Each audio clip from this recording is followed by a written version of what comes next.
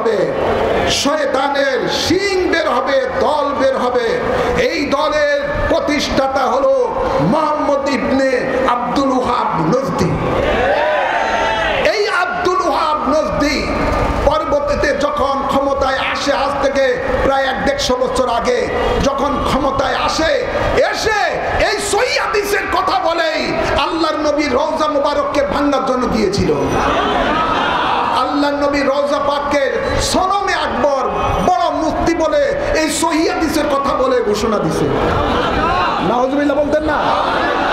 যখন নবী রওজা ভাঙার জন্য গিয়েছে, নবী রওজা পাকের থেকে একটা বাতাস বের হয়েছে, আর ওই বাতাসের সাথে যতগুলো এই সহিহ হাদিসের মৌলবীরা ছিল তারা সব মরে সারকার হয়েছে।